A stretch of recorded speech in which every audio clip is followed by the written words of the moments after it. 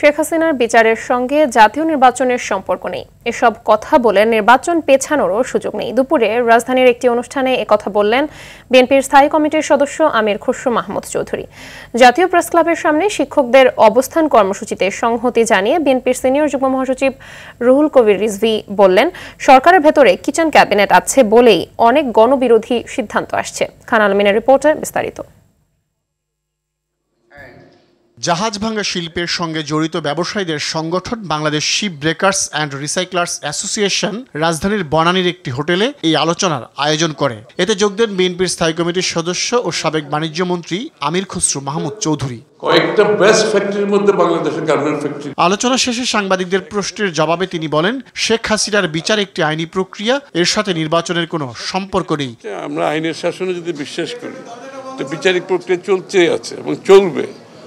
সেটা শেখ হাসিনার শাস্তি এখনো হবে, তখনও হবে, এবং এগুলো বিচারিক প্রক্রিয়ার মাধ্যমে একটা পর একটা সমাধান হতেই থাকবে। বিচারিক প্রক্রিয়ার সাথে নির্বাচনের কোনো সম্পর্ক নেই। এগুলোর বলে তো নির্বাচন ব্যবস্থার গণতান্ত্রিক ব্যবস্থাকে পিছিয়ে নেওয়ার কোনো সুযোগ নাই। অনির্বাচিত সরকারের পক্ষে আইন শৃঙ্খলা পরিস্থিতি স্বাভাবিক রাখা এবং দ্রব্যমূল্য নিয়ন্ত্রণ করা কষ্টসাধ্য বলেও মন্তব্য করেন তিনি।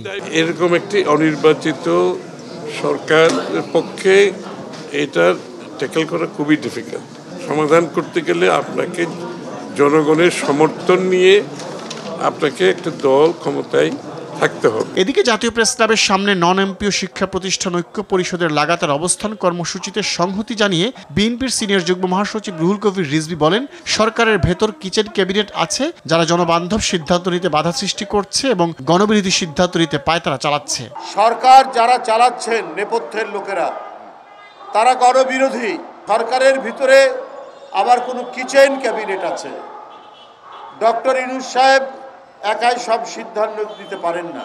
২-৩ জন উপদেষ্টা তারা তাকে জনবান্ধব প্রো পিপল কোনো সিদ্ধান্ত নিতে দিচ্ছেন না।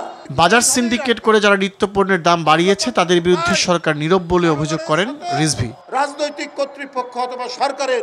খান আলামিন, RTV, ঢাকা।